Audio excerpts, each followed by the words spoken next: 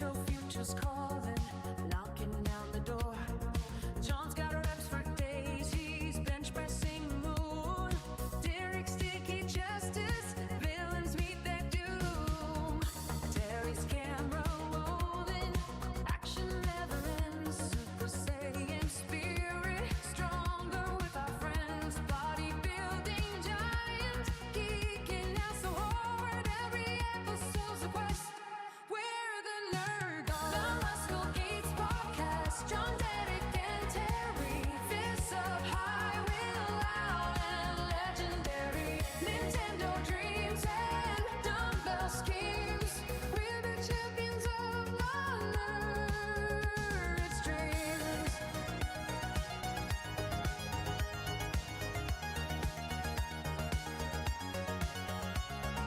From the arcade to the weight rack, we're the heroes in the back. Fans unite, the squad's in flight. Power of the nerd herd, Sean and Brad. The Muscle Geeks podcast, John, Derek, and Terry. Fists up high, we're loud and legendary. Nintendo dreams and dumbbell schemes. We're the champions of the nerd's dream. The Muscle Geeks podcast, John, Derek, and Terry. Fists up high, we're loud and legendary. Nintendo dreams and dumbbell schemes. We're the champions of the nerd's dreams.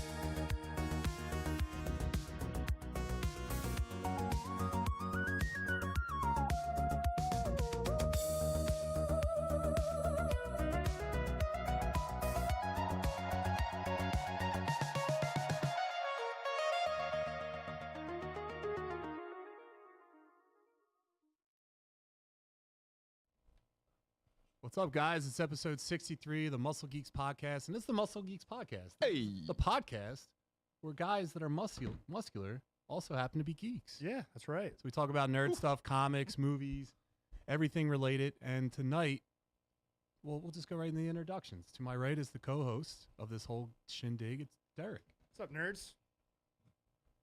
And to his right is the guy that owns this whole place. Hey, I'm blue, dabba dee dabba da. And You're wearing red. What's wrong with in I'm the, blue. in the production booth is the one, the only, the man, the myth, the legend, the Noah. Noah. What's going on, guys? Dark Noah. And we have a guest tonight, fellas. you? Yeah. Yay. We have TikTok buddy. It's at Matt Cinematic guys? Universe on all the social media Yay. I platforms. can't hear Matt. you guys, by the way. You can't hear us? Yeah, it's because he muted our Zoom. Hold on. Boop-a-dip-boop-a-dip-a-dip-a-doo. Yeah. All right, so it's at Matt Cinematic Universe on all the social media platforms. And Matt, why don't you take a second to talk about the kind of content you make, man? Hey. Yeah, my name's Matt. I have a TikTok page and Instagram, Matt Cinematic Universe. I talk all things movies and TV. I do movie reviews, talk about movie news. I do box office reports every single week. Yeah, just all things movies and TV. I love it. I'm a big fan of your content. I watch a lot of it, so I'm so glad you're here, dude. Thank you, man. Dude, do you think the Appreciate box office is struggling still? I mean, we had there's this bomb after bomb, but then you have like Obsession that like crushes. Yeah. I finally watched that, by the way. Obsession was good for the Wow. studio, but not like overall box office is down, right? Well, ask the man. It's down for the big franchise things like big remakes and like big studio stuff, but for the smaller things like Obsession and Backrooms, it's absolutely killing it. So I think it's just a changing of the tides. It's nothing to be worried about. Man, we'll see. We'll see. I mean, I think there's a lot to be worried about for big studios, but I think it's happening. I predicted this a while ago, and somebody on another show said it would never happen. No. And this is it. This is the new path. You grab a YouTuber, you give them a little bit of money, and see what they do. If they do good, you give them more money. Like, it's done. There's not going to be film school anymore. It's going to be YouTube school. It's going to be great. This is going to get us, I think, more original ideas and more creativity. It's no longer just rich people making movies. You know what I mean? It's gotten a little cookie cutter. Yeah, as long as it's still hot people only making movies, I'm okay. Yeah, I don't know, man. Ugly people make the best rock and roll. Yeah, that's a different medium. And why do they make that? So they can have hot groupies. Yeah, they can be less There's ugly still hot to people everyone involved. else because of the musical instruments true. they can play. Extra points. Yeah. Yeah. I'm Go sure up- it was real hard for you as an ugly musician. You know, Come on. I did struggle from time to All time. right. Well, speaking of ugly stuff, this week's top 3 is all about the most lovable losers in movies and TV. No, if you go up the prompter a little bit. Whether they're constantly failing, hilariously unlucky, or just can't seem to catch a break, these characters have earned a special place in pop culture and in our hearts. So, Matt, how we do it is we kind of just do like not a round robin, right? No round robin. It's just we do a snake style. Yeah. We'll just go Yeah, one at a drag. time. Eating its own tail. Yes. And then that's the first round, second round, There's- third round, and you just name your pick and then why. Yeah, and this isn't a draft Got it. like in like fantasy football or anything where they're off the board. You can talk about whoever you want. If I talk about it and you got that guy later, talk about him some more. We usually do some honorable mentions too, so you can always sub some guys in. Also, can we get chat on the big screen, please? Chat on the big screen. Right on the All big right, Derek, you want to kick us off? All right, everybody. For my first pick, I'm going with a guy I talked about a lot last week. I'm going with the Jason Segel character, Peter from Forgetting Sarah Marshall. Peter, what's That's happening? happening. Different movie. But Yeah, but oh god, I love that movie so much. good one. I mean, who hasn't been there? Yeah. Heartbroken, lost, need to pick me up. What's the guy do? Goes on vacation to Hawaii. Yep. What happens? Runs into his ex. Runs into his ex. She's banging a rock star. We've all been there. It's very hurtful. But I love that guy. He's so funny. The cast in that movie's great. That movie's a great, like, get over your ex-girlfriend Yeah. type of movie. Yeah, get over the hump, find yourself and do what's right for you. Follow your heart type of movie and it'll all work out okay in the end. Do some Muppets. Dude, you get Muppet Dracula, the musical at the end. And then his breakdown Big of song. him playing the piano. See a psychiatrist. I'm not going. Like that.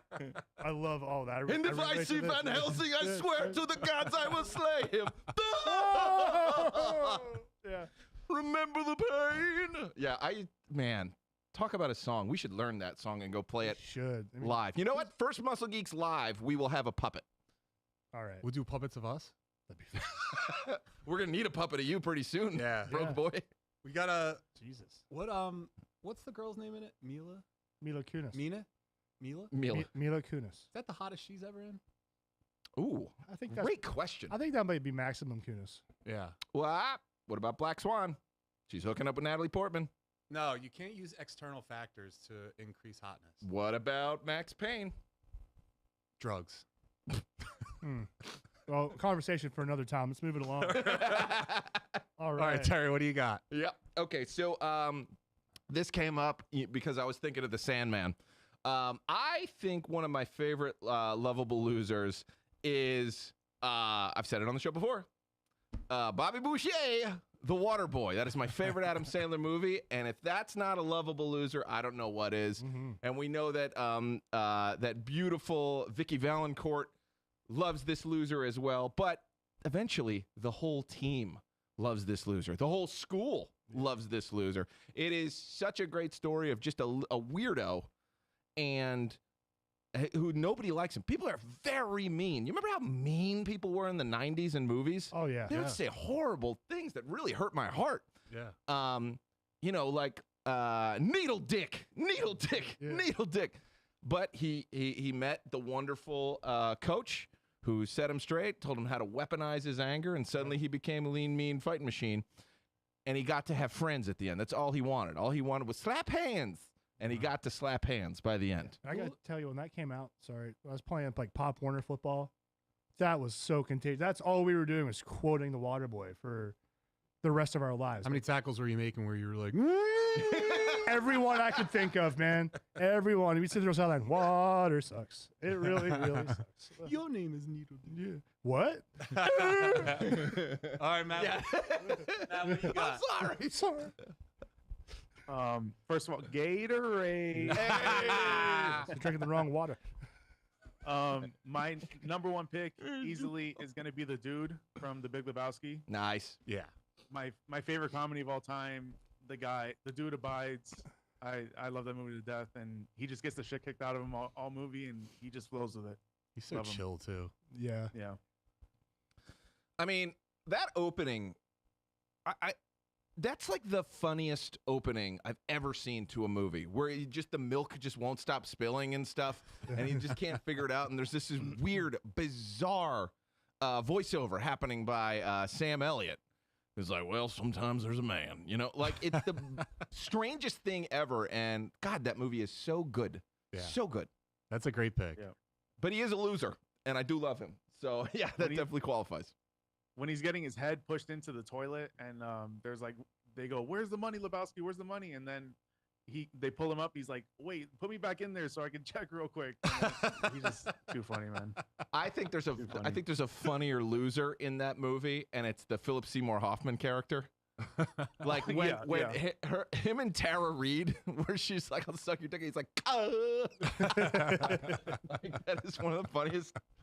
God, yeah, just amazing performances all around. Great movie. All right. All right, so I went a little bit off the beaten path here. I'm going the anime route. So in one of my favorite animated shows, there's a guy, he's a total fraud, but ends up being the hero to save the day. Not once, but maybe twice. And it's Mr. Satan from Dragon Ball Z, Oh, wow. aka Hercule. Hercule. So without this guy's a total fraud. I mean, he is strong, but he's not on Z level of strength. Mm-mm. The other thing about it is he's the reason, or a big reason, why Gohan was able to go Super Saiyan 2 when Android 16 needed someone to throw his head to talk to Gohan. That was Hercule that was making that mad dash. Mm-hmm. Yeah. When Majin Buu, I mean, he was responding first to go, get Majin Buu, and then kind of calmed him down so that he wasn't going to kill everyone in the world. Right. Befriended the puppy. Befriended him. And then that dog. Found a Clark.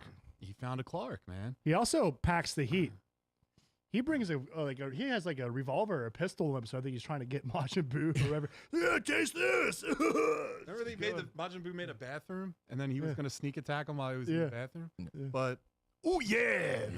I will defeat your tricks. He's definitely the American fighter to them. Like, that's what dude. he's supposed to be. And later in GT, he goes bald, so like Yeah. we're going to support bald people. Bald is You know. beautiful. Mm-hmm. What do you got, Derek? All right. What a strange do I one. get? I like that. That's a funny pick. I love it. All right. So next, Terry actually subtly hinted at my next pick. Uh-oh. There's a Peter thing going on here. Mm-hmm. So I'm going with Peter Gibbons, played by Ron Livingston in Office Space. Yep. There's a second guy in this movie that's a pick too, but we'll start with the main boy, Ron, here. He's a guy that we can all relate to. Yeah. He's fed up, especially that corporate life. He's got too many bosses. Everyone's up his ass all the time. And he goes to see this hypnotherapist just for the humor people, and it works. Like, what if it works? And he stops caring about everything. And the moment he stops caring and literally puts his walls down, everything starts going right for the guy. It's fantastic. It's funny. He's nonchalant. His sarcasm, I think, is very influential to a young Derek. Mm-hmm. And then an even more lovable loser, perhaps, in that same movie is Milton. Yeah. Milton in that movie is probably my favorite part of that movie because he's just taking crap the entire time. They fire him without actually telling him because they're just going to stop sending him his paycheck and hope he figures it out. And he never figures it out. And all of the different bosses, what are they, the Bobs? Yep. All the Bobs start showing up and they take his stapler. Oh, no, it's not the Bobs. It's the other bosses. Yeah. And they take his stapler and he snaps. And he eventually burns the whole place down at the end of the movie and gets his revenge. But also, the Bobs, the way they take care of it is such like an amazing corporate dickhead thing where they say, oh, well, there was a glitch where he was fired. He was let go years ago, but he was still receiving a paycheck. So we fixed the glitch. Yeah. And they're like, oh, okay, so he's fired. He's like, no, we fixed the glitch. So Yeah. he won't be getting a paycheck anymore. Yeah. And then he starts asking about the paycheck over and over and over again. It's like nobody Right. told him. Right. But I just think like it's such like a pussy way to do things, and it's such like a spineless. And, yeah classic just corporate. Blech. Just the most HR thing ever. Yeah. God, that movie's so good. When the Bobs are going in there to clean house, it's like, so what exactly is it you do here? Mhm. Like, I'm a people person. Yeah. The engineers can't talk to the people. What the hell is wrong with you? Yeah. All right. Why moving can't they just along. take the letter down themselves? Man, we could do Yeah. a whole Office Yeah, Space thing. We could do an Office Space episode, and we will Yes. someday. We promise. I've never seen it. Watch along. Let's do it. Yes. Oh, All right, that looks better. Good job. Terry, what do you got? Okay, I am picking Peter. one of the funniest things that happened in like our high school, college years was when Superbad came out. Mm-hmm. And you know, it is the story that we've all kind of lived. If you're kind of a loser and you're just trying to get to a party, but when you're the loser of the losers, there's something special there, especially when you get to hang out with cops and hook up with a girl. We're talking about McLovin. This is an amazing character that apparently was cast because he kept shit talking Jonah Hill during his audition, and Jonah Hill would like get really upset, and they were like, "That's it. That's the perfect chemistry." I had never seen this kid before, Christopher Mintz-Plasse. I think it was his first movie, Emma Stone's first movie, also. But just the way that this kid kind of thought he was the shit, and just in all ways wasn't that line. You look like Aladdin when he shows up in the vest, trying to be a cool guy. You know, just the idea of having his name be Muhammad when because it's the most popular name. Yeah. But he went with McLovin. It's a Hawaiian driver's license. Goes in, tries to get beer. He gets fucked up by the homeless guy who calls him McMuffin. Yeah. McMuffin. But then he befriends the two cops, and then you have this amazing side story with McLovin, and that's all anybody cared about after that movie. I mean, that guy was probably the most famous person on the planet when that movie came out. Yeah, great pick, man. That movie was the coming of age movie, I think, for guys in our age group for sure. And I don't think there's been one as good since. No, it was the last one. We're Name overdue for another that. teen movie after that. Talking about Seth Rogen and Bill Hader as the cops. Ah. What a 1-2 punch. Fantastic. And if you watch like the behind the scenes, you can see some extra improv they did. One of my favorite lines in this, sorry to go on a tangent, but they're in there and they're talking about how they thought there was just jizz all over everything and that there'd be DNA over everything and it'd be easy to get criminal. And they're like, no, if that guy jacked off and then committed a crime, we would know who he is. But if he never committed a crime and jacked off, we have no idea whose DNA that is. Like, so you got to pray that every criminal is jacking off. Like, and then at the end, you hear Apatow, the producer, come over and he says, yeah, why don't you guys do another cum rant? And just everyone starts dying because it's like, wow. It's like 8 minutes. It's very, very good. Milk Toast says that kid was only 17, so his mom had to be on set at all times. Imagine talking the way he was in front of his mom. Yeah. All right, Matt, who you got? Well, you totally took my next pick. No! But it's all good. I got a list. Next one, I'm gonna stick with comedy. I'm gonna go with Will Ferrell, Frank the Tank in Old School. Hell yeah. It's too funny, man. We're going streaking. When he's fixing the car in the driveway and he's like telling his wife to shut up, like whatever. Oh my god! And he beats up the what's it called? The BJ like specialist or whatever. Yeah. Yeah. Too funny. My favorite scene in that movie is when he's at the kids' party and he gets tranquilized. Yeah. He's like he goes like in slow motion. What are you talking about, man? You're You're crazy. crazy. Love Too you. funny, man. That's just like a Yeah. guy, like a middle-aged guy that just wants to relive his college life. He doesn't hate his wife. He loves his wife, Yeah. but he just wants to like be with the boys. He still wants to like have that one last Well, run. he gets thrown out. Like that's the big thing is like he's dealing with like divorce the whole time. Well, because he's fucking up. Yeah, I guess. he gets swayed back into doing the boys stuff, and he reverts to Frank the Tank. I think even at one point, doesn't she say like, "All right, honey, now no Frank the Tank"? Right. Yes. And I'm like, I Yeah. get this. I feel for this guy. He's running naked throughout the street, and she's Like, driving everyone, past you're him. streaking. Everyone's behind me. Who? Who's everyone? Do you think KFC's open? By the way, I always had a crush on the extra. If you look at the 3 girls that went out to that girls' night, Mm-hmm. There's one that's an absolute smoke. Really? Yeah, she has a little French hat on. You should look her up. Like a Can we beret? can we give it a goog? Give it a goog. Hot extra in car with Frank the Tank. I'll go while we're To the googling. Frank the Tank KFC scene. Nah, it's gonna. You got to be in the car.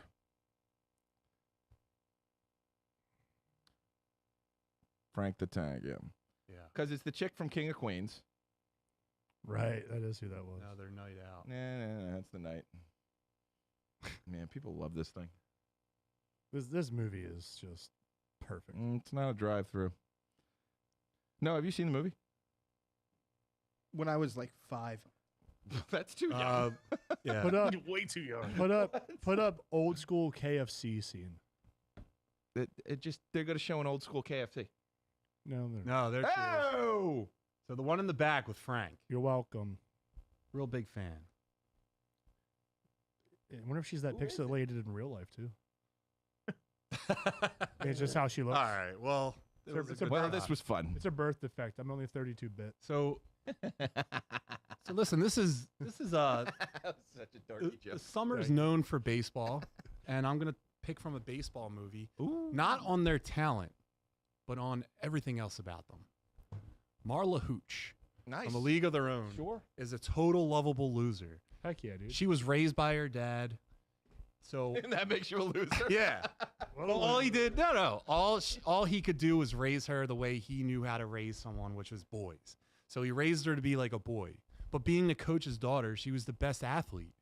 She ended up going into the league, and she was probably the best hitter in the league besides Dottie. And then she gets drunk one night on a girls' night, starts singing to her guy, and Yeah. they end up getting married. She's had to be you. I'm singing on. You dream of this, don't you? I've seen the movie so many times because in my day, Great HBO actress, by the way. watched what was there.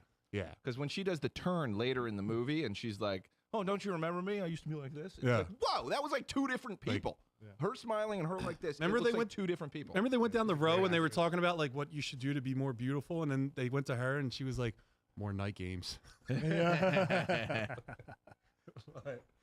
But yeah, all right, Great Derek, what do movie. you got? So, if I had to make a point not to just ravage the Happy Madison Productions for all of Mhm. this, Yeah. but I cut it close, and there's one that we have not said that is ridiculous.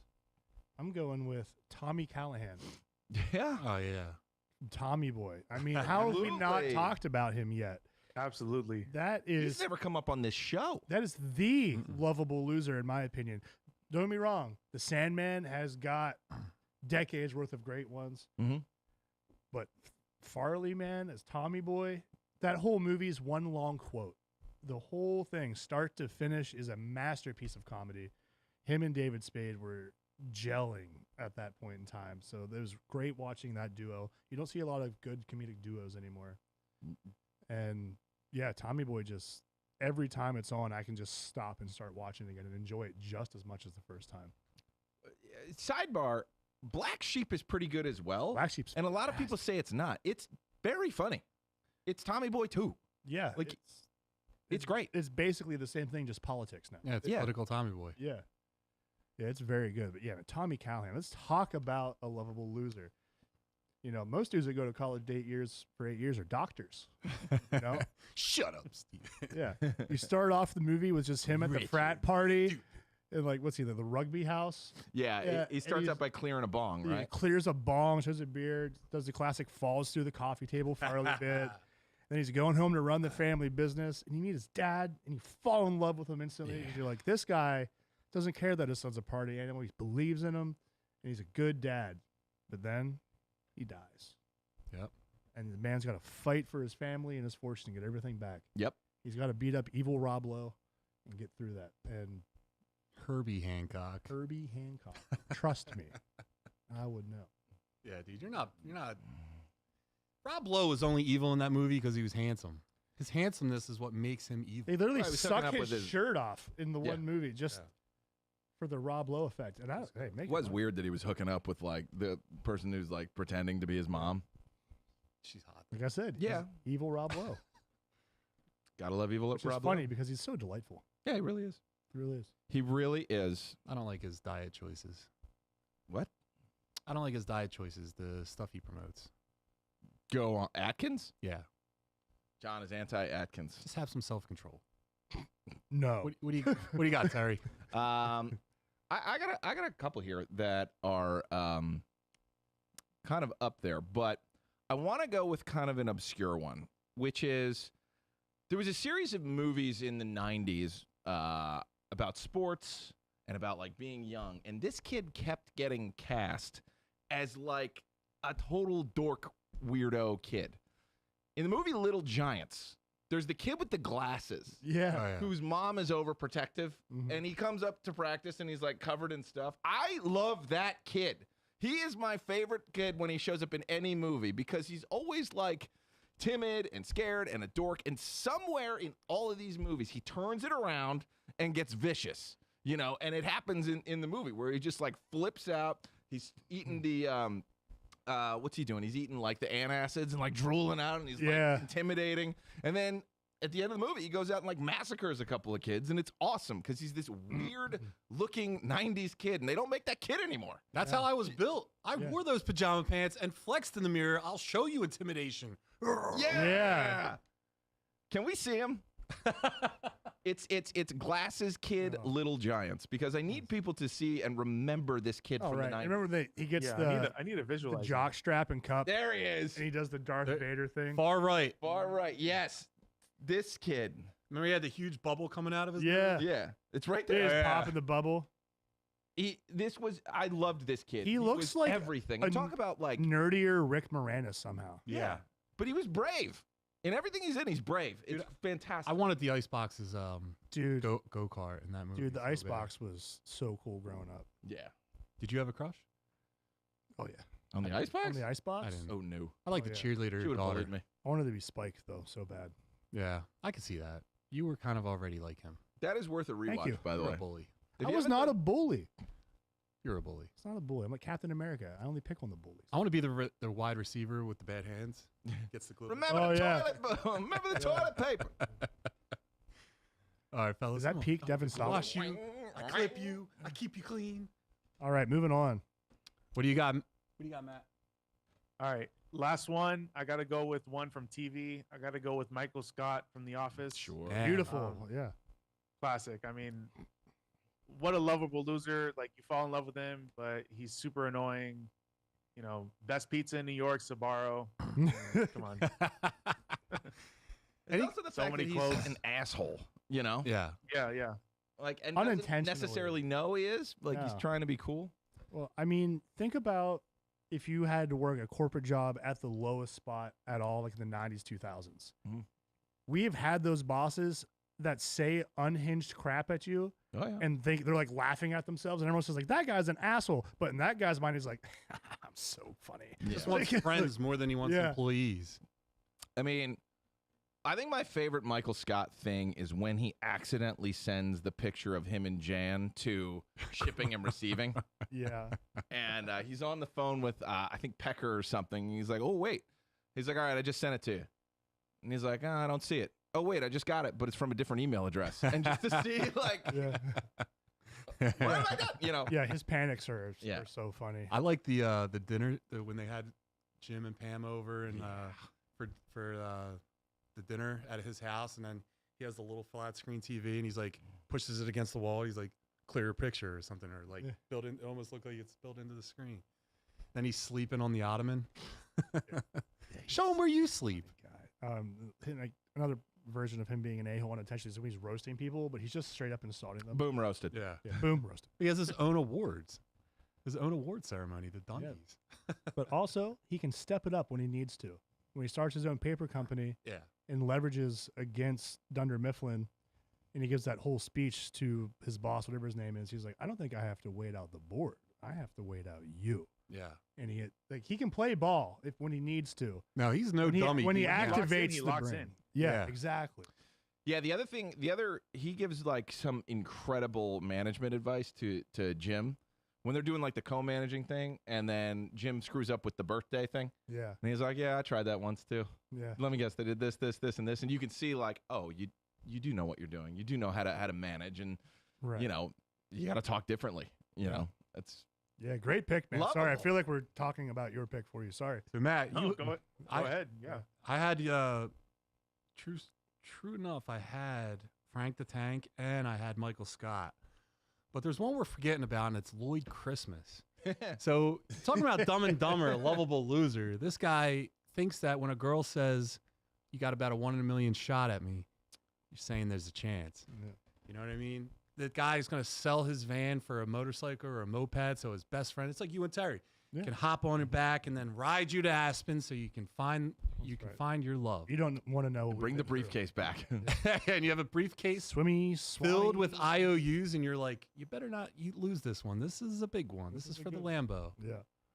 Yeah, so Lloyd Christmas. He's just man. putting the vibe out there. That's a guy that's not afraid to be himself. No. Especially those suits. Oh, God, I love the suits when they're in Aspen Yeah. where the beer flows like wine. I love the jokes in the beginning where he's like, yeah, I just got dumped by Shelly. She says I never listened to her or something like that. It's like, oh, what did she say? I was like, I don't know. I wasn't really listening. Yeah. It's like- God, that's a good movie. Fairley Brothers were great and then kind of terrible and are great again. Yeah. Did you like the most recent Yeah. Dumb and Dumber? Matt, Oh, you see it? no. I didn't like the most recent. The most recent one, no. Yeah, well, don't Yeah. watch it. Yeah. I'm good. Something to fall asleep on the couch to streaming one day. There's some jokes, but it's not that good. Derek, do you have any honorable mentions? Oh, I'm sure I do. But I'm blanking right now because No? I think we've all kind of talked about the really So, good ones. Yeah, I had two that I wasn't quite sure I was going to put in, but one is 8 Crazy Nights, animated Adam Sandler movie, Whitey. That's a What? technical foul. Yeah. Just that he's always, you gotta understand, Yeah. it was really hard for him back in the day. And like he's having seizures all the Yeah. time. And this is the happiest seizure of my life. Like it's just you feel for him and the whole town feels for him. Like I feel like the best lovable losers do something where suddenly the whole town realizes they weren't a loser the whole time or shouldn't have been so mean. And then the other one who's kind of like the king of this, I think Seth Rogen's character in Knocked Up is the ultimate lovable loser because he's actually really clever and interesting. He just looks bad. And like it just looks like a mismatch just because like he's overweight and he doesn't have a job and he eats a lot of spaghetti, so he thinks he's gonna last a long time. And gets the girl at the end. But he's also like a really good shit talker. So I like him because like he's a loser to some, but he's also awesome to others. Like his whole crew, I think look like the most fun people in the world. Like Jonah Hill and Jason Segel, all of them in that house. Like that's just the coolest thing. But yeah, those are my honorable mentions. Yeah, Knocked Up, I think that's the ultimate lovable loser winning movie. I have an off the wall one. Anime lovable loser. Kuwabara from Yu Yu Hakusho. Yusuke, you're a meshy. Like I don't know if you guys have ever seen Yu Yu Hakusho. Man's gotta have a code. Have a John. This guy is prototype Vegeta. Can basically. we see him? If you guys want some good anime, like really good quality, I think it has the best tournament arc in all of anime. Whoa, what is going on there? This guy. There he is. He's the same voice actor from Vegeta. He's a total clown. Like he's the guy he thinks he's the toughest on the block, right? He's got that old greaser style haircut. He's got a gang. Like he's always beating people up. But the main guy in the story, no matter what Kuwabara does, he can't beat him. No. Yeah. He's always a step behind him. But he, like Vegeta, he has that turn though, where instead of just trying to beat him, he becomes friends with him, and they grow stronger together. And the man's also an absolute lover boy. Yeah, he's a hoss too. Oh yeah, Yeah, he's the kind of guy, like, I think it's a trope in anime. There's always a character that can take more than anybody else. yeah, Like, he can get beat up more than anybody else. Isn't the strongest, isn't the best, but he can stay in the ring, even when it's, like, well past he should be there. And that's kind of who he represents as. And, like, he always is a weird win where it's like, fire doesn't work on this guy. To Kuwabara, he's like, well, then I should just use 12 times the amount of Yes. fire to break through and win. And it's like, okay, that's the most difficult way. Just hit him with water. He's like, no, man's got a code. Yeah, This is how I exactly. fight. And I will just hit it with more than is possible. Yeah, just hit it harder. Like Yeah. it's going to work. Like it's sheer force of will. is Yeah. this guy's character Absolutely. That's and the great, power man. of love. Yeah. Yeah, you should watch the fighting tournaments in this is really good. If you haven't seen Yu Yu Hakusho, do yourself a favor. Anybody, go ahead and watch Please that. watch Yu Yu Wonderful. Hakusho. Watch it. All right. Matt, do you have any honorable mentions before we move on? Can we get Yeah, a chat? I mean, I got a few. I got Neville Longbottom from Nice. Harry Potter. Oh yes. Let me tell you something. Everyone about makes Harry fun of Potter. him, and that's the perfect example of like someone that everyone makes fun of and doesn't take seriously. Then at the end, he's the one that actually takes out spoiler Voldemort. You know, with the sword. Just great. I mean, at those early movies with him, just laughing at him, it's just awesome. But he's such a lovable character that he's not annoying. Yeah. And Yeah, he had a in real glow life, up. He had a too. glow up. Yeah. There is nothing yeah. lovable about Harry Potter, and Best there's friend. everything loser about it. Wow. Don't start. Loser. Don't start. All And right, don't all clip right. this. Loser. I'm not dealing with the comments of this guy being wrong. All right. Harry Potter is a great franchise. Harry Potter's back wouldn't have gone out. Loses all the time. He would have been like the Wingardium sciatica. You know, And he would have been out of your problem. You would have what's fucked it up. the guy's name? It was a Peter. Peter. What's that actor's name? Patrick Warburton. I want to see Patrick Warburton as a Hogwarts professor. Harry, Harry. what are you doing? Like, you just come on. Like, Let's scroll up in the chat and see what the kids say. A lot of milk toast tonight. I like it. Yeah, shout out to Shannon. She might be she's at. enjoying her vacation. What? Who told you to go on She's vacation? beach. Whoa. We're okay. All right. All right, Lovable Loser, Barney Fife from the Andy Griffith Show. Milk Toast, are you 100 years old? I'm always wondering that. You've brought up Andy Griffith like six Yes. times on this show. Let's see, Lovable Loser 2, Steve Urkel. Yeah. Did I do that? Larry Tudgman from Lizzie McGuire Milk Toast. Who is that? No, See? Milk Toast is 17. Yeah. Milk Toast is a 17-year-old He's lady. he's going up and down and all over. Benjamin Mr. Button. Papers from Mr. Wimpy from Marlon. Popeye. the I man love from Wimpy from Hamburger. Popeye. What an underrated character. I'm the same. I just want a hamburger. All right. All right, you guys. I'll pay you tomorrow for a burger today. You're guys- paying for this. And what you did to Wimpy. Ready for we'll move on. Let's move it along. All right, so the final chapter of Denis Villeneuve's Dune trilogy is almost here. A brand new trailer for Dune Part 3 just dropped, giving fans another look at what's ahead before the film arrives in theaters this December. So, Terry, what do you think? I'm bored of Zendaya. Yeah. Like, that's such a weird thing, but when I was watching the trailer, that's all I could think is like, why is it this? You know, I don't know who's showing up for this one. To be honest, I feel like it's like either been too long since between them. This is just a very difficult story to follow with this much time between. Like, it seems like something that's got to be fresh. Like, I have to do a lot of homework before I see this thing. Villeneuve is a genius, and it's going to be beautifully shot, so I'll go see it for that alone. But I don't remember where we are in the story at all. Yeah. You know? Matt, what do you think? Well, this is my most anticipated movie in a really long time. Shut up, Terry. Yeah. Good, So good. shut the hell up, Terry. Yeah, I can't wait. This Dune Part 2 is one of my favorite movies of all time. And I can't wait. I mean, it looks so epic. Every time we get a trailer, it's like one of the best trailers I've seen. So I don't know. Do you know anything about the source material for the third book? Because I know that there's a lot of stuff that I think they're like avoiding, or they're not going to talk about, or but Yeah. some pretty heinous shit. The spice. Yeah, but Dune is not that complicated. I feel like it's a real easy story just because it's really long and they use a lot of like crazy visuals. So like guy goes to planet, he joins the natives, and now he's rebelling. It's like Avatar, same movie. It's Star Wars, by the way.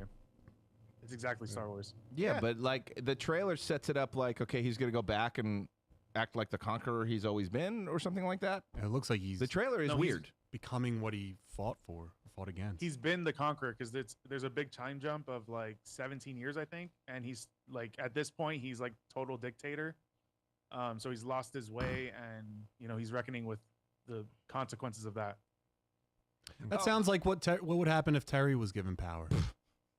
Yeah, we're not doing that again. No. To overthrow natives. No, we had the new 52 this year. You don't even know what happened. Yeah. That's so funny. Question is the character that Robert Pattinson is playing, is that the same character that Sting was in the original one? I don't know. I don't know. Thought that would I've be never Momoa. seen the original from David Lynch, so I don't know.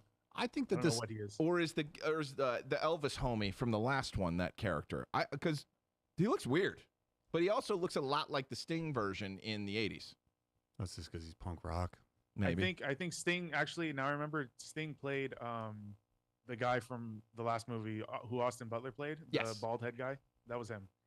I think was that these character. these films are so like visually stunning. The sound quality is beautiful. incredible, but it just doesn't do it for me. I just can't. There's Yeah. like a lot of like somber moments, a lot of downtime. Yeah, a lot of that. A lot of big sandworms. Did we just ASL milk toast? I haven't seen that in 30 years. Jesus, Eric, what do you think? I'm with Matt. I really like the second movie. I will have to rewatch and get myself caught up. It's one of those. A lot does happen. It's a very long movie. But I'm excited for it. It's going to be beautiful, and I'd like to see what happens. I've never seen the conclusion of the original trilogy either, so I'm in the dark here. I've never read the books, so I like going in blind for once. I think it's going to be.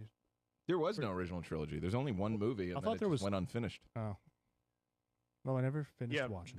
the actual story like that was shown in the David Lynch one, Mhm. from what I know, is only the first book, and the first book is Denis Villeneuve's part 1 and part 2. Okay. This one is going to be adapting the second book of the line or whatever, Oh. and yeah.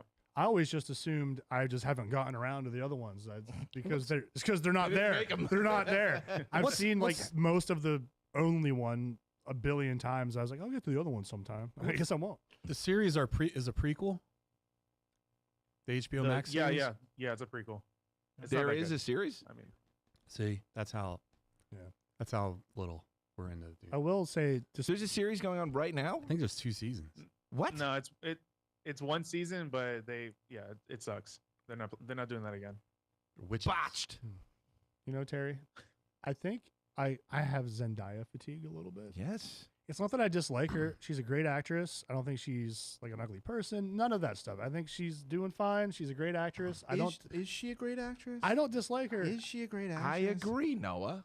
I'm me not tell you sold something. on this. I bitch. don't have Zendaya fatigue, and here's She's why. too scanny. They got married. No one knew about it. Taylor Swift's down there renting Madison Square Garden. That's not real love. They'll be That's divorced in a great. year. Like I said, this is not a I dislike don't Zendaya like her. talk. I like her, but I don't go, oh my God, every time there's a Zendaya thing. I'm like, what? What's the big, I get upset that What's a the better hype? actress isn't cast. like, what's the hype?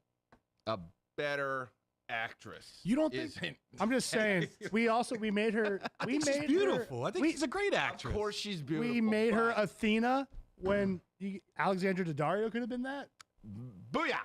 Like, Zendaya's a good pick for Boobia. like she's like an alien woman, and like she's a doing it, great it's true, weirdo. yeah. She's a great gas station chick or a weird hot girl you find at the party, or girl next door. She's a fine MJ in that version of MJ. yeah.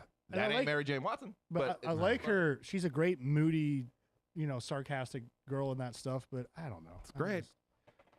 I don't dislike her. Don't get it twisted. This isn't anti. The internet says you hate her. Yeah, you don't know anything about movies or acting, and she's our queen. There you Fine. go. Put a Stop. Sydney Sweeney in any Zendaya role. Better movie.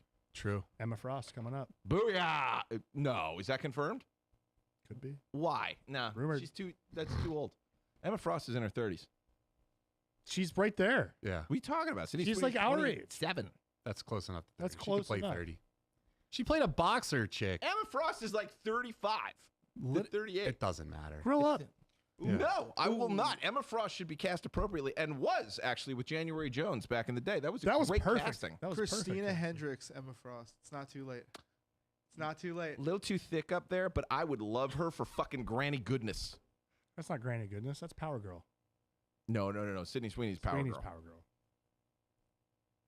DC, All right. listen, you're losing so much money. And that would be Hercules. You want it all back? Sydney Sweeney, Power Girl, go. All right, guys. I'm Hercules. This is Booster Gold. Let's do it. Call us. I'll be TN. Ding. All right, guys. So Toho has officially released the first teaser for Godzilla Minus Zero, the direct sequel to the Oscar-winning Godzilla Minus One, with the film arriving in theaters in IMAX on November 6th. Hype's already through the roof. Derek, you excited for Godzilla? Yeah. Can you do that? Yes. Yes, I can. First off, I'm not big on monster movies. We've talked about this. How dare you? I always want to be big on monster movies because oversized monsters destroying things and freaking laser beams, pretty cool. But something about them, my eyes glaze over when I watch them. Like, I just can't get into them. But Minus One, I watched that. The practical effects in that, the way it's shot, it felt more like a horror movie than just my eyes glazing over of an hour of lasers and fires and buildings while some family in the background has a subplot no one cares about. This was actually a pretty cool movie. So I'm excited for this one. This might sway me back into the monster stuff. Hey, Matt, how you feeling? I'm right there with Derek. Actually, those other movies like Godzilla versus Kong and stuff like that, that is just complete slop to me, and it's just like I don't care about any of that. But when Minus One came out, that blew me away. So I can't wait for this one. I don't know what the hell is wrong with both of you. You didn't want to see King Kong fight Godzilla, and King No. Kong got an extra power glove and a favorite tooth. Got a friggin' axe. He got a hammer. He became Thor. You don't go to those movies looking for like A24 quality like scripts or anything like that. You're going there to watch a giant ape fight a nuclear irradiated lizard and find out who's the stronger one. And sometimes they team up and one rides the other one's shoulders and fights a bigger monster. Yeah. You don't want to just sit down and enjoy that. You're un-American. I love the fact, this is why Godzilla fucking rules, by the way, and this is why the Toho is kind of a genius in that the whole time that there's been American Godzilla, the Japanese Godzilla never stopped either. It's brilliant because we get both. We get the monster fight, the American style, the two giant action figures hitting each other, and then we get this beautiful story on the other side of like deeply dramatic, beautiful filmmaking from the Japanese For like a fraction of the budget. Yes, and it's incredible. I love that we have both of these things. I mean, this is the page to take for everybody. You can have two coexisting franchises with the same character and make both sides of the world happy, and also make me happy because I like a little bit of both sides as well. But this is incredible. The first one was unbelievably good. You cared about humans in a monster movie. That doesn't happen. And they cracked it. And like, I'm sorry, I think American filmmaking is like on its way out because Asian filmmaking is incredible. It's the best stories, it's the best drama, it's the best acting, it's the best directing. They're crushing it. But give me the big American popcorn flick version and my hyper dramatic version by like talented people from another country. It's beautiful. I cannot wait for this. Have any of you guys seen RRR? Yes. Man, Indian cinema. even India, dude. Dude, Bollywood is coming up. Oh, it's over. It's over. We're done. We made all the movies because we had all the monies and the only place available to make the movie. We're fucking toast. Like it's done. You're gonna have like look at the Oscars. Remember when Parasite won? And you're like, yeah. Yeah. I mean, look at Hollywood in general. It's trash. Do you remember his you might not remember his speech when he won the Oscar for it? Everyone else is talking about like political shit and blah blah blah blah. He gets up and he's like, I love making movies. There are people in this room whose movies inspired me to make this movie. I want to keep making movies. Thank you. That's what it's supposed to fucking be, people. Perfect. Yeah. Yeah, I don't care about your political shit. Yeah, make wanna know- great shit. I just want to know. Or the Japanese are going to do it. Yeah. All right, guys. So we'll go into the Megan universe. It's expanding. Great. So this movie is called Soulmate, and a first look arrived. No. Following a grieving widower whose AI companion becomes dangerously obsessed. It looks like a darker, more psychological take on killer AI horror.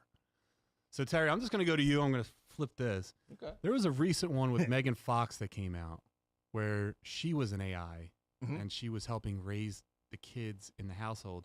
The dad fell in love, Of course. and wanted, because it was Megan Fox, Yeah. and he was trying. Would you do it? Oh yeah, God, well, I'm in trouble when these robots come, guys. They're gonna get me quick, like that.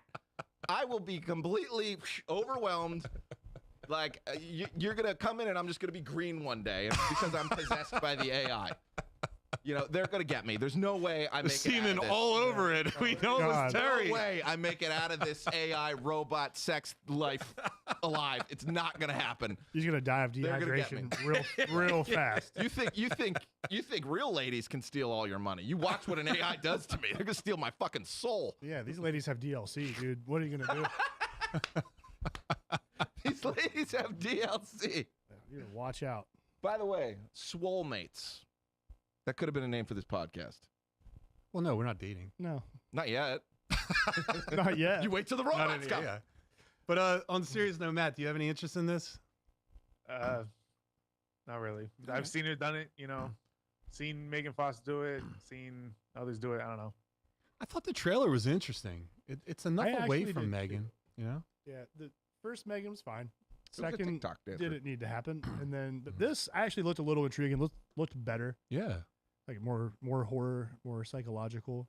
So I'm not gonna rush to see it, but No, it does look better. There's no way no one's going to the theaters for this. I think it's going The right best to version streaming. of this already came out. What was it called? Companion. That was good. That was a wonderful take on this. That was a good one. You should watch that. What's Companion? It's about a guy who has an AI robot girlfriend. Actually, the guy is Huey from The Boys. The same actor is in this Oh. movie. He's the main character. And it's everything going wrong with him in his relationship with this fembot. It's very dark. I don't want to say too much because a lot of this is like thriller, like edge of your seat stuff. So you should watch it. I would say, I mean, that sounds great, but there's no way it's better than that Oscar Isaac movie where he brings in someone to test his robot, and the robot ends up like figuring out how to outsmart him Ex sexually Machina? and stuff. Ex Machina, like that's the king when it comes to like an AI robot thing. Like that is such a good movie. If you haven't seen it, What about watch it. her? Isn't that with just the With voice? Joaquin? Phoenix? Oh, is that the one where he's like, And it was I didn't Black see Widow was ScarJo. the voice. what's the other one? Is it Mother? Or is it Mom? The one where the chick is raised by this robot, like in this bunker, like bomb shelter. Because it's like its sole purpose is like human preservation. So it's I like, don't know this. I'd like to be raised by AI. Just come out autistic. No, can we give that a goog, please? Robot raises daughter movie. We're gonna find it. I am mother. That's a good one. Yeah, that's a fun movie. I didn't know what you were talking about. That's a good one. Yeah. Yeah. So this thing raises her from like embryo all the way up through adulthood, Cool. and it's her kind of figuring Oh, out it's the that something's swank. wrong. Hill dog. Yeah, he'll dog. Hill dog. All right. We go on to Marvel. Marvel. Let's marvel at it, baby. So Marvel may finally be ready to make mutants the centerpiece of the MCU. New reports claim Phase 7 could shift the spotlight to the X-Men with an all-new team, standalone Wolverine project, and an Avengers vs. X-Men event, and a major cosmic storyline featuring Nova, Star-Lord, and Annihilus. Nobody cares about Marvel. If these rumors are true, it could be the biggest direction change the MCU has seen since the Infinity Saga. So, Matt, got any takes on this? Hell yeah. Bring on the X-Men. We need to switch it up in the MCU for sure. yeah, I hope that they adapt Avengers versus X-Men at some point. That sounds sick. Can't wait. Who are they taking, like for the Avengers? Because they're not gonna. Chris Evans isn't sticking around, right? Yeah, Yeah, I disagree with the Avengers versus X-Men. I think that's a bad move because that came super late in comics. I think that's a weird one to go for. But I get it. They think it'll sell tickets and whatnot, and No, probably adapt a different story. But you wouldn't do foreshadow it throughout the phases. So you have like Cyclops and Captain America, and like they're doing something where there's just a little bit, just how like Captain America and Iron Man would go back and forth.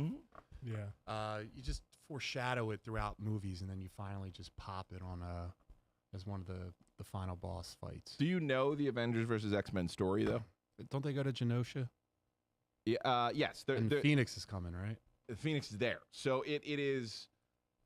Avengers know that the Phoenix is on planet again and remember what happened last time Dark Phoenix was on planet. So it's like, we got to go kill that bitch of like the new host.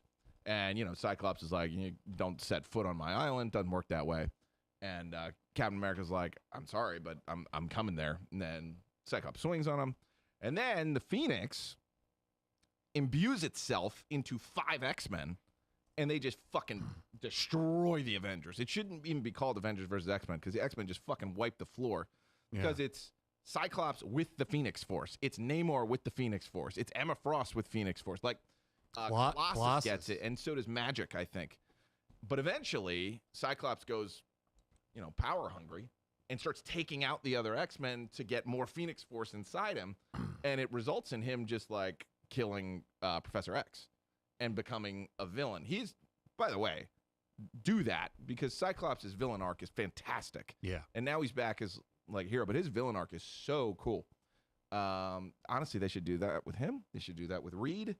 They should really take a page out of what's going on in comics right now. But it would be so weird to do that quickly. Like, they're saying that might happen in Phase 7? Yeah. That's nuts.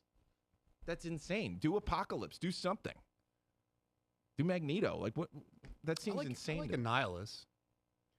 I think the Fantastic Four villain. Well, there's a Avengers Earth's Mightiest Hero, that cartoon came out a few years back.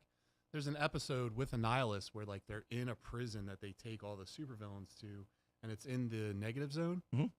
And Annihilus's subjects are all like trying to break in and get to all of them, and everyone inside is trying to get out, but it's like powered down, so they can't like get out. Thor's in it. It's pretty good. Pretty fun episode. It's kind of like Alien vibes, but just Marvel superheroes. I'd be down to see Annihilus do something like that. Annihilus is a hoss. Like Annihilus is like Galactus level threat. I mean, Annihilus is Galactus in the negative zone, pretty much. Yeah. And then there's another one in there too that's even like crazier and further beyond. But that's Fantastic Four stuff. So there's so much great stuff in X-Men. Just let the X-Men be the X-Men. No Wolverine either. They're just going like I think OG cast, and then they're keeping Hugh Jackman Wolverine. I'm very interested what that Wolverine solo movie would be. Thoughts? I'm hyper curious about what they plan on doing. I'm excited for all of those buzzwords. Bring in Dakin. You got an You could do that. older Wolverine. Bring in a son. You already had his daughter. True. Bring in a son through different means. We never got a good Sabretooth, did we? Mm-mm. Yeah, that's like No. the best Wolverine story is Wolverine and Sabretooth. Yeah, the only good Sabretooth I feel like we had was like during the Origins, but he was wasted for Origins. Yeah. Like great actor, but wasted in the Origins movie. Yeah. Yeah, I mean, you could do, because you could even do the whole like Victor Creed redemption arc where like Xavier tries to heal him and Wolverine the whole time is like, it is not going to work. Yeah. And he's right. And then Sabretooth comes out and just starts killing people. Like Sabretooth is so fucking scary in the comics, and they've never really shown that in the movies and whatnot. Like he's evil. He's always just been like a henchman. Yeah, he's a top tier henchman that just gets nerfed every time. But that's not who he really is. Do you have any takes on this, Tyler? I think you guys have pretty much said it all. I'm good. Okay. Can I ask, how is everybody feeling about Marvel? Are we excited about Marvel? I'm excited again. Okay. Matt, where are you at? I wasn't. I'm till excited that for fucking done. Spider-Man, Doomsday. we'll see when we get the trailer because You're I not? don't know. For Doomsday, it sounds like a mess. Like we've seen Doctor Doom one time in a post-credit scene. I don't know how they're gonna make it work, but it's the Russo brothers. They gave us Infinity War, Endgame, Civil War, so they've done great things in Marvel, but I don't know. We'll see. Dude, I'm hyped just for that reason. Russo brothers know how to do team up movies. They've already done it twice with Avengers. They've done the Civil War, like you said. I don't think they need to show too much. I think that it's just like Spider-Man's going to bring you back in.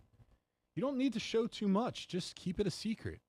It's going to make you want to watch it that much more. You're going to be that much enthralled. I don't think there's anything that you can show that's going to sell the movie more. I think you're already in on like everything just from rumor mill stuff. I don't think you need a crazy amount of like promotional vehicles for this. I just want to get to the other side of Secret Wars before anything else comes. Yeah. Like, do Spider-Man, give me Doomsday, give me Secret Wars, and like let's see where we're at. Because the move there after that would be go X-Men while you're rebooting the Avengers and recasting everybody, right? And spoilers, like it's going to be the Thanos trope where the bad guy wins in the first one, and you have to go to the second one to the Doomsday. He's going to win. Second one is going to be. You got to avenge somehow. You got to lose first to avenge. It's true. Can't save him. We're damn sure we'll avenge him. That's right. Dude, You said it. You said it. You said the thing. Assemble. I want the Revengers. Like that's like a badass group of Marvel characters. Look up the Revengers, Noah. Didn't Thor say that in a movie? I think Yeah, he said it in Ragnarok. Revengers, Yeah. Marvel. Yeah, that's right. When he's got what's her name, Valkyrie, and We're the Hulk, Revengers. and, Yeah, we want some Revenger action, and actually they could do it because I don't know. We'll see. Secret Wars is one of the best comics ever written, ever. So adapt it well, please. yeah. Don't fuck it up. Speaking of adaptations in comic books, DC Studios is taking the Joker in a new wild direction. In the upcoming anime series Joker Laugh Riot, Batman is murdered, sending the Clown Prince of Crime on a brutal John Wick-style mission to hunt down the killer. Is this a brilliant twist or a step too far? Let's talk about it, Derek. So, is this based off of a comic that's happened? This is original, No. right? Yeah. Okay, I thought so because I could not remember this happening. I like this idea because the Joker is in love with Batman. Anyone that doesn't know that is a fool.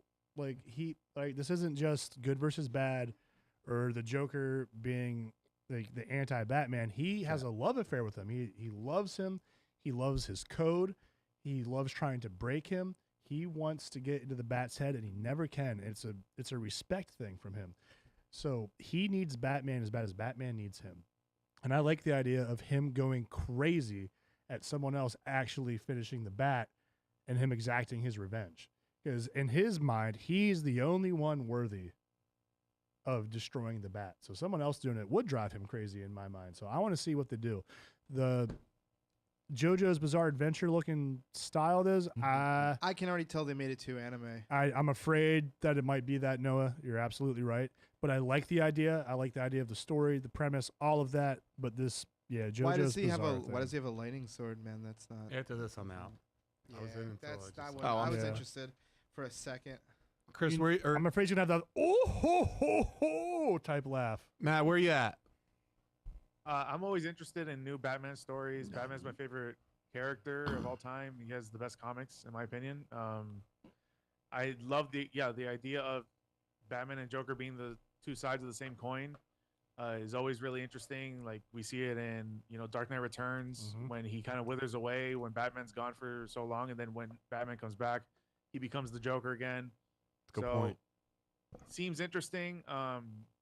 Again, I mean the anime style. I don't know. We'll see if they go full anime. Like you guys were talking about.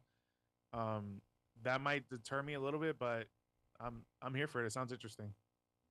That's good. Terry, do you have anything else? Yeah, this and Clayface are what I'm most intrigued to see. This is what we should be doing. We should be doing these weird other projects and see if they hit. Before you put all your chips in something, see if one of these guys hit and that it's the right thing to do. Make it weird, make it different. We've seen the other stories. This is fantastic. I think this is a great choice. We've never seen this. We almost saw it one time, and it was in Batman the Animated Series, when for the Joker's birthday, Harley delivered Batman to him. Harley defeated Batman and was like, and here you go. Now you can take this gun and you can shoot him, and you've done it. You've killed Batman. And he was not happy. Yep. Yeah. He was like, nobody gets to do this to my Batman but me. And lets him free, apologizes, which is like such a great scene. It's like, I'm so sorry about this, man. Like, it unties him and lets him go. They're just It's like, embarrassed. "We'll try Yeah. next time." Yeah. And then, of course, goes to kill Harley. And then Batman, of course, saves Harley. And then she kisses him. And she says something about, like, nice guys. And, like, gives him a kiss. And he gets all blushy. It's one of the best episodes of it. But it also shows, like, Harley's better than the Joker. Yeah. Like, she beat him. Yeah.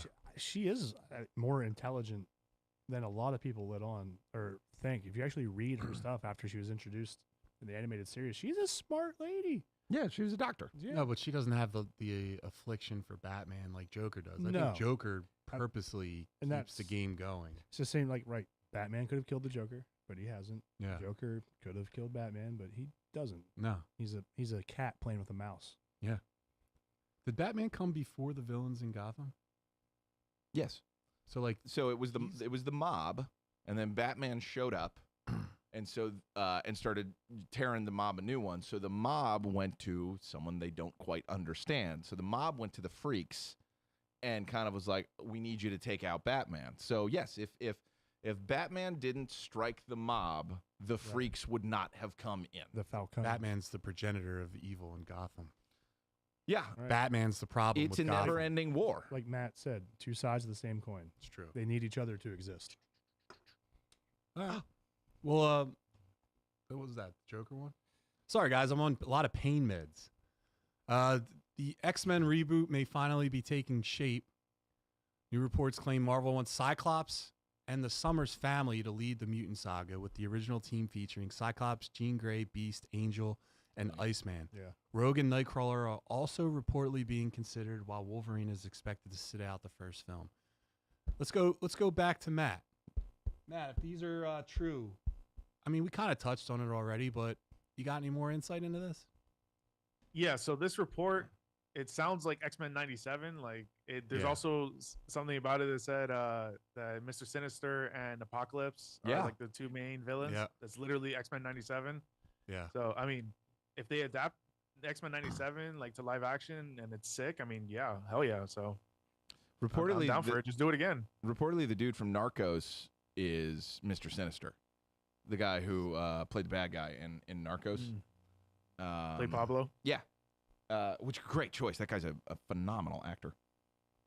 I don't know if Yeah, you want to that's a compare it great to choice. X-Men 97 because they did it right.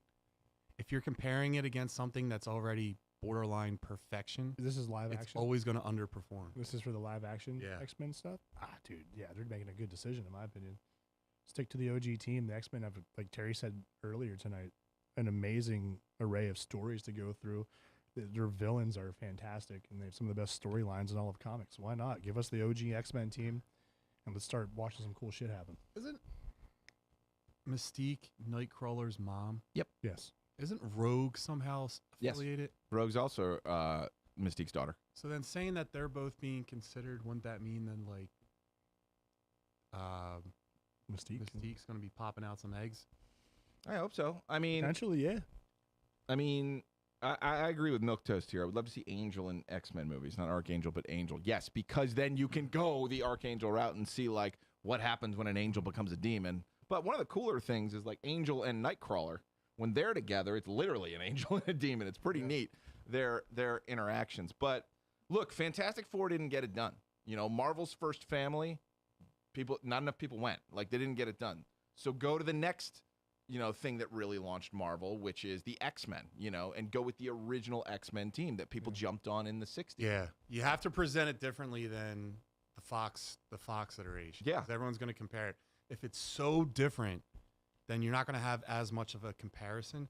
But Angel is the most useless X-Men of all. Until He has wings.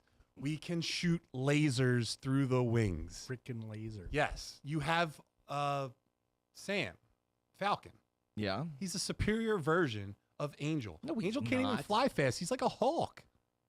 He's like a big eagle. Angel rules, man. Angel sucks. He's not even that strong. He's rich and beautiful. You know, X-Men the animated, the original X-Men the animated series did the Archangel story. I thought masterfully that you can for like an animated series. They really told the whole thing. I didn't even have to pick up a book and read it after. I'm on board. You should read the X-Force. There was a run of X-Force where it was Wolverine was leading the crew. It's like Wolverine, Deadpool, Psylocke, Archangel, and Phantom X. Like that is such a good run of comics and like really makes you feel for Archangel and like what he's going through and the fact like once you're a Horseman of Apocalypse, like he's in your brain. He's not going anywhere. It's a lot like the Mr. Miracle where Darkseid he's not coming out of your brain once he's in there. Like it's a wonderful story. I can't recommend enough more people read that. And also there's an amazing Psylocke love story, which it just rules. We need more Psylocke in our X-Men. Agreed. All right, the last topic is, could Clayface end up being one of DC's biggest surprises? Early test screening reactions are reportedly overwhelmingly positive, with audience praising the film's body horror, emotional story, and Tom Rhys-Harry's performance. Some are even calling it one of the goriest comic book movies ever made. So, Derek, body horror, you in? Oh, hell yeah. I think I speak for the entire podcast when I say we have been looking forward to this since we heard about it, right? We're going to see this, We're right? gonna This is my number one. We're This taking is number one of a the family year. trip to the movie theater Yeah, to we watch got this to. together. We're going to get the Milk Duds. We're going to get the Nerds Clustered Gummies. We're going to get the Whoppers. And we're going to have a great time and just get some freaky, dark, gritty body horror in this. It's Yes. going to be awesome. It needs to make all the... And also, what a time to be releasing a horror movie after Obsession, after Backrooms. People are ready. This is going to be the next horror phenomenon. I can fucking feel it, man. This has the vibe to it, too, of those A24 films as well, yeah, man. This is what we needed. We needed filmmakers and good actors taking these characters and writing interesting scripts. I mean, this is the fucking Haunting of Hill House, dude. This is Flanagan. This is going to be amazing. I We're cannot getting wait for it. Animated series Clayface in live action. This is going to be a great story. This is what James Gunn was talking about when he said, we don't need to prioritize, like, we just want finished scripts. We want good scripts. He's not too worried about making a full cinematic universe, even though he is. But he like said he's not really worried about that. He just wants good movies, and then he'll figure out how to weave them in. But another issue was like there's no Batman, but there's going to be a Clayface movie. Yeah, Shut that's up. true, and it's probably going to be the best movie in the DCU right now. Probably. It's probably going to be the best like IP in like the whole James Gunn thing.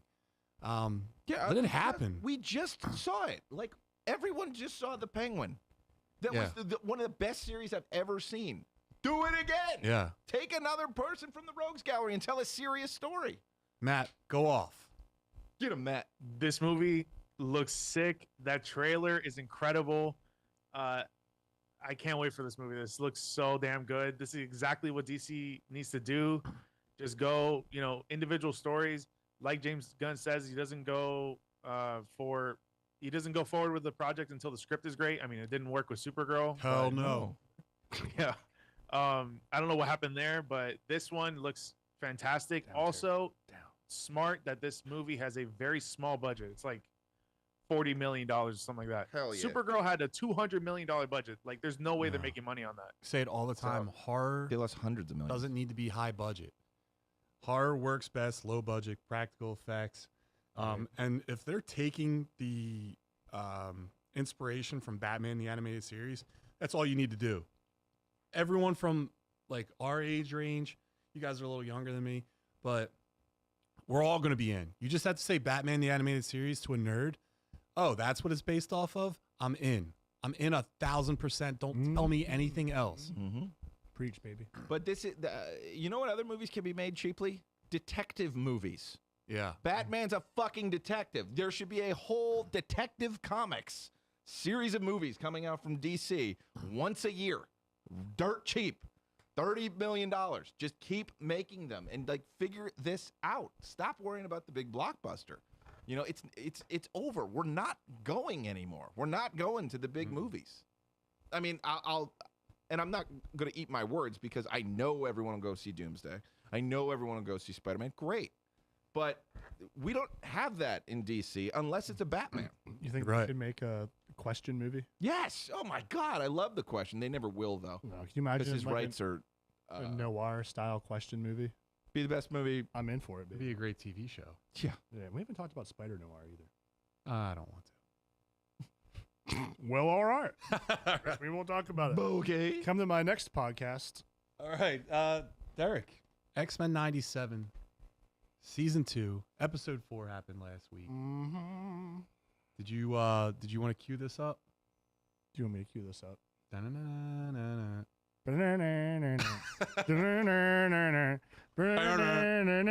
Get the gong. What do you got, Derek? Man, I got a whole lot of love is what I got. Oh, yeah. This series is doing what we say. Stick to the comics. Do the things that work. Put them on a screen.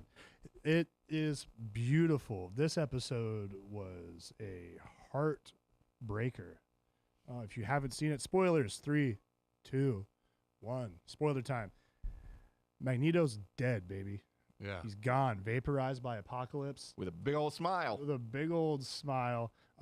Watching Ner turn into Apocalypse had me on the edge of my seat. Mm-hmm. Like, yes, we all knew it was coming if you follow the comics or watch any of the original stuff, but this felt so on edge the whole time. Dude, when his face expanded, I was like, Yeah. wow, Yeah. this is so cool. And watching Magneto's last stand was goosebumps.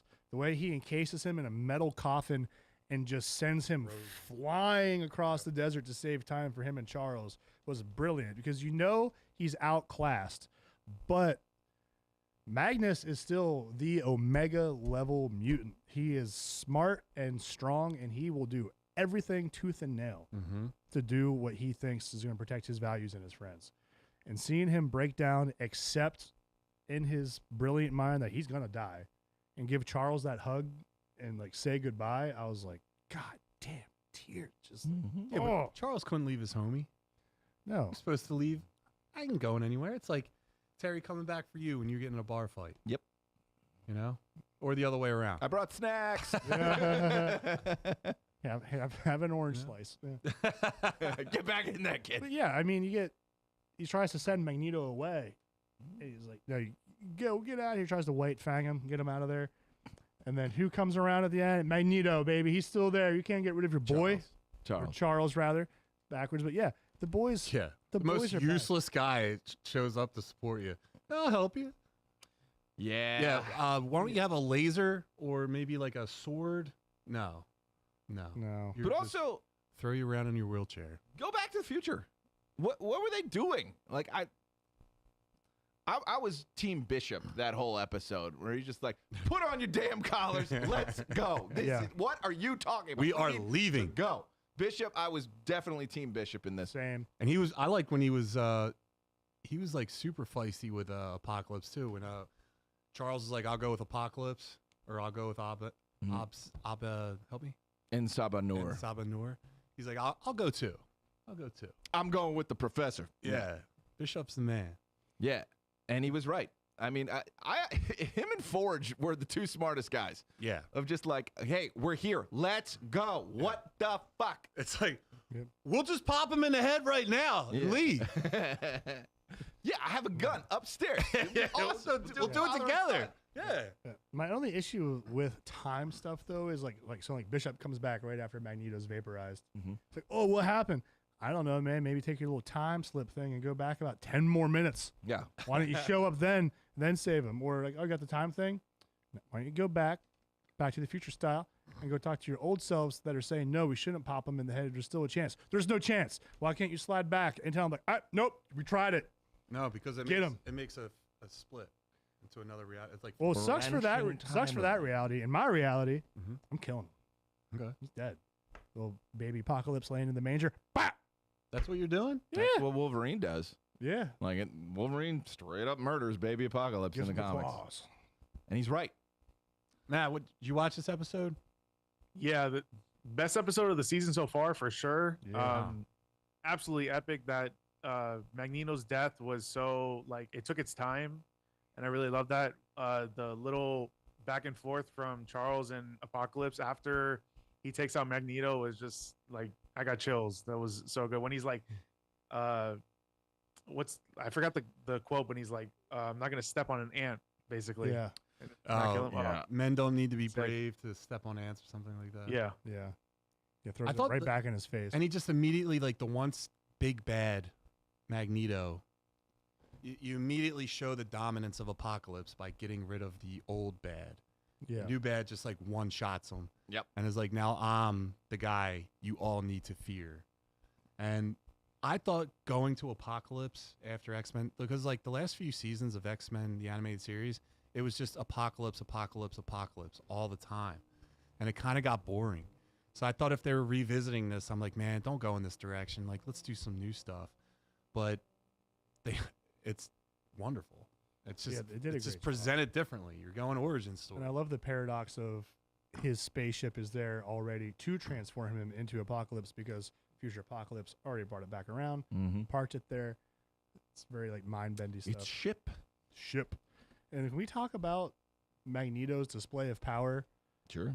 of trying to protect everybody while using his magnetism to control ship and the black hole that it's Mhm. creating, and just offset it with his fucking awesome powers? That was such a Yeah, he beautiful screamed to do it too. Like that took everything he had. right. He's not dead, right? He's not dead. What do you think? Do you think? He's not dead. You think? It's time. Time travel. I people know are where never we're dead. I know where we're going. Is that He's where not we're dead. going though? He's not dead, right? We're absolutely going there. Are we? We are. He's probably stuck in the Wild West somewhere. No. You know where we're going, John? Magneto's consciousness is in Xavier right now. Oh, then you're going to that. We're that, going to uh, Onslaught, yeah. baby. There's no way you wouldn't, because now Xavier's. Whenever Magneto dies, Xavier loses his will to for the dream, and whenever he loses the dream, something gets in there, whether it's like the Shadow King or any of these other things. But Onslaught's the big one, because Onslaught is the rage that Xavier feels on losing Magneto, combined with Magneto's hatred of humanity in one consciousness. So Charles definitely pulled him into his head, and that's coming. There's no way it's not. And I will bet you Onslaught beats Apocalypse. I think that's how this ends. That's a good guess. We shall see, but I'm excited. But like also, that. can we talk about, didn't it make you want Kang? Oh, when he showed yeah, up. Yeah. and then he puts the helmet on as he's saying goodbye. He's Yes. And I was like, wow, Jonathan Majors, why? like, yeah. We could have had a cool Kang thing. I love Kang. Kang Yeah, is a that great could have tied character. into all the live just- action stuff. He just left his his servant. Yeah. He's like, I got to go conquer another Yeah. time. This one, I'm not winning. Yeah, you it says something like you have a destiny for this or something like that. Yeah, and I liked Great. how like he's like, well, I guess we're out of time, you know. Yeah. And it's like, He's so aware of himself. I love it. yeah, the best. Kang's a Yeah, great it's villain. just- It's a shame And- we lost him. Did you guys watch the post credit scene? Yeah. No. There's Yeah. post credit scene. Enlighten me. Ooh. Go ahead. Matt, do you want to talk about it a little bit? Yeah, Wolverine gets meets Captain America and Black Widow and gets the plans for Weapon X. Yeah. What? I don't. Yeah. Yeah, they Gets uncover. the plans for Weapon X? Like back in Yeah. time? So they're on it's like they're back in the real time, Okay. and Wolverine's on like a rooftop, still with the bone claws, and he's like, "Yeah, I could smell you from a mile away" or something. And it's like Captain America shows up, and then Black Widow comes up, and I didn't smell you, or Oh, no, she sneaks up on him. He like jumps. He's like, ah! And she's just like right behind him. and he's like, Captain America goes, "I want you to know, like, it took a lot to get this," or something. And Yeah. he gives them the plans, and it says like, what was the thing? It says Weapon X on Weapon it. X program. Wait. And then he says like, you got to get a team together, and he's like, "Don't worry, I already got a team." Oh shit, are we gonna get his memories back? Yeah, and Yeah. then Captain America hints that he's going to go with him and help him out. Yeah. That's gonna be a side quest. Yeah. They did that in the X-Men Evolution show. Really? There was an episode where like Cap's frozen in there and Wolverine's remembering back to like when he was part of Canadian Special Forces teaming up with America during like World War II and stuff like that. But that is awesome. I'm super excited for that. Yeah. Ooh. Mm-hmm. You know Captain America is Weapon 1 and Wolverine is Weapon 10. Mhm. X. Oh, I didn't know that. Yeah.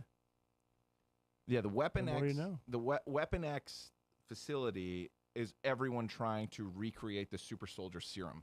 So every version of Weapon something is an attempt at that, They could have just including asked me. Deadpool. Deadpool's Weapon 9 or 13? Yeah, Deadpool is one of them.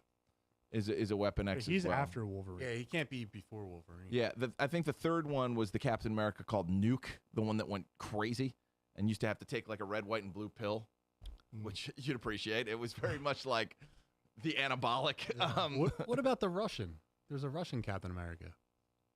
Yes. Yeah, he's like a Yeah, they've been shitty there. interpretation. Like, Yeah. he's got like shitty soldier serum. Yeah. All right, guys. So we'll go to House of Dragon. Derek, did you watch it? Sure. House of the Yeah. I got nothing. I haven't been sleeping, so I fell asleep during most of it, but I Gotcha. could talk a little bit. Sure. I'll keep it short because I feel like I'm the only one that talks during this segment. I don't want to rant on. Matt, do you watch it? Yeah, I do. Ah, thank God. Cool. All right. So I'll say we are dealing with the repercussions of people's actions in this episode. And we get to see a do evil baddie show up. And was it Ormond? Was it Ormond? Ormond Hightower. Yeah, Ormond Hightower, who's the new evil son of a bitch in this universe. He comes off as like very snarky, polite, like kind of like lawful evil. But then you get to see he has a fuse, and when it snaps, he does some heinous shit. Well, he's the one that bowed down 2 episodes ago, right? Yeah, so he bent the knee to Daemon to pledge to Rhaenyra, but then he sent a fake as the prince that he's been overlooking and keeps the prince to himself. So they send a fake kid over and immediately see, oh, this guy's up to no good. And what he's actually trying to do is make the Hightowers in charge of everything. And by doing that, he raised his nephew as a Hightower, not a Targaryen. And he's keeping him and his dragon, and he's kind of grooming this kid to be a version of himself. Like, oh, this is how you rule. Like, you got to keep the people in line. You got to be strict but fair. And this guy's sense of lawfulness is way, way askew. When he broke the guy, he's like, break his arm. Yeah, so one of the soldiers, because the soldiers overtake the city, they're all moving into the different homes and taking over as they do when they're sieging. And of course, classic, one of the soldiers tries to ravage a woman that's there, gets called out, and the soldier's basically, oh, she's lying. And he's like, no. He like doesn't believe him really. So he's like, has his dick cut off and his arm broken because he broke the guy's wife's arm. So he's like, okay, so you tried to rape, dick's gone, and you broke their arm. We're gonna break your arm, but don't worry, you can still work for me and be one of my soldiers. And the guy's like, please no, I have a wife. He's like, no. But then he turns Eye for an around and brings the homeowner into his fucking lair anyway, and it was like, listen, you're still an extension of the crown and us, and you did wrong, so you gotta die. And he makes the prince kill him to show that he's serious and needs to learn how to start killing these people. It's very dark and twisted. That was probably my favorite part of the show. Matt, what did you think of this episode? Yeah, the whole Ormond and Darren relationship is really interesting. He's trying to groom him to be this great leader, but it's also tough love. It's very like, I don't know where Darren is on that scale. Does he love him? Does he fear him? I don't know, but I guess we'll see. Outside of that, I love the scene with Daemon when he finds his daughter in the cave with the dragon. That's one of the best scenes, that he's like trying to protect his daughter because now he knows like what crazy shit she did. Yeah, he's such a dad in that dragon. scene too. He's like, well, we could fix this. And she's like, well, I did this. He's just like, like he's just so frustrated. He's like, oh, come on, you did what? Yeah. Is that where the dragon runs out of the cave and he has to like move out of the way? Yeah. He's got the long neck dragon. Yeah. He's got the Brontosaurus dragon. That scene was cool too when he wanders into the cave because what is it? Cyrax? Caraxes. Right? Caraxes, yeah. Yeah, Caraxes. The brain on you. He will not listen to Daemon and is pulling in because he senses that his daughter's in that cave with the thing. So he makes him stop in. And when he looks, you get this really cool old school dark fantasy, like something you'd see on an old book cover, where you see the dragon way off in the cave with the flame building up as it's getting ready to protect its master, as the master's walking in front of it. So you see the silhouette coming out of the cave. It's very, very beautiful. Have we met the cannibal dragon yet that you alluded to a couple weeks ago? No, I want to meet that one. How would you feel if your kid had a bigger dragon than you did? I'd be happy. Good. Make my line stronger. Get bigger, stronger, Terry, faster. how would you feel if you saw someone with a bigger dragon? Oh, I'd have to eliminate him. Tracks. How about you? How about you? I'm running. I don't want any smoke. No, dude, I think, bigger dragons mean more food, right? So I'm murdering all of them, and I would just have the one dragon. Maybe mate them. I think you fly away. I think you fly away to another land of strangers. You mate the and you dragon with take the that wolf. over. Well, it's kind of funny though. That's what Damon wants to do. He's like, we have 6 dragons. He says in the previous episode, he's like, we can fly across the world to Dorne Yeah. and just take the shit. We don't have to worry about our enemies right here. There's a whole world to conquer. Why are we staying right here where our only problem is? We can just go take over the rest of the world. It's not a problem. Yeah, I'm on that team. I would just have the dragons banging all the time. Just get a Well, bunch yeah, of you dragons. got to start a dragon breeding company. Yeah, just have them teeing off on each Kind other. of like chocobo breeding. Yeah, Dragons. Exactly like that. All right. Matt, anything else from the show for this week you want to talk about? There was just so much. It's hard on the spot. Yeah, the Allison finding out that her daughter is pregnant. I don't know what that's going to lead to. Yeah. What is she going to do? I don't know. Is she going to try to flee again? Very interesting. I don't know. What do you think, Derek? I'm really curious too, because is this Aegon's son? Like, was he able to squeeze one out before his dick was fucking burned off by the dragon? I assume so. Yeah, I guess. So And who it's- else would it be? Right, and if it ends up being a son, then this changes a lot. Like, Yeah. there's a lot more stakes, and the Game of Thrones continues to be played. So that's pretty interesting. I like that they alluded to that, but I have no idea what it means, though. This could go a lot of different directions, and it was also fun seeing Aegon have to shovel piss and shit and just kiss this guy's shit-covered boots and just play the part. Oh yeah, dude. Yeah. But it's Yeah, funny that though, was- because you see him like he's still like, who the fuck do you think you are? Like, no, he's not dealing with these conditions of being a peasant, but he forgets like he's an ugly cripple now. And, like no one knows he's the king, so he has to suck it up, but he won't. He's still like, no, like Is this the guy who was the hand in Game of Thrones? Remember he like went off, and the little girl that was royalty, The she was stone Jon girl? Snow's daughter or sister, the little one, and she came back and she was like an absolute animal. She was just able to murk everyone. oh, Arya. I guess so. It's about Ned Stark's daughter, Arya Stark. She was like young. Yeah, Yeah, was- she went and yeah. learned Is this from like kinda- the man with no face. When she or changes whatever. her faces and stuff. Yeah. Yeah, is this She kind of gets that like that ability. where this dude is going on the land? He's going to learn how to toughen himself up. He's definitely going to learn to be more gritty and tooth and nail and have to actually play this game and not just be the rich, spoiled kid that gets what he wants. So his arc's kind of fun. We might actually end up being more endeared to him by the end of this, perhaps. Yeah, I can see him being like a Jamie character in the original show, Mhm. like someone that is at the top at the beginning of the show and then gets the shit kicked out of him, and he has to go learn, courage or whatever. Humility. How to use another hand. Yeah. Terry's not going Yeah. to like him because he's ugly. Yeah. He's never going to incur favor. All right, guys. So, Matt, one more time. What's up? What's your socials? Did you have fun tonight, dude? Thanks for coming. Yeah, on. man. Thanks for having me, guys. It was yeah, a lot of dude. fun. Talking some good stuff. Yeah, Yeah. man. Thanks for. For one more time, just say what your social medias are. Yeah, Matt Cinematic Universe on TikTok, the Matt Cinematic Universe on Instagram. I post every day. I try to go live a couple times a week. Talk about movies, TV, do box office reports, movie reviews, TV recaps. Talk about regular movie news, anything you could think of. Yeah, everybody. So if follow. you're interested in any of that, follow me. Follow. Hell yeah. Yeah, buddy. Follow him now. All right, and Derek, what about you? Where to find me? Yeah. Find me right here. In your heart. And every laughing child and every cloud in the sky. Matt, what state I'll are be you there. in? I'm in Florida, Miami. You need seal coating? No. No. No. Oh, never mind.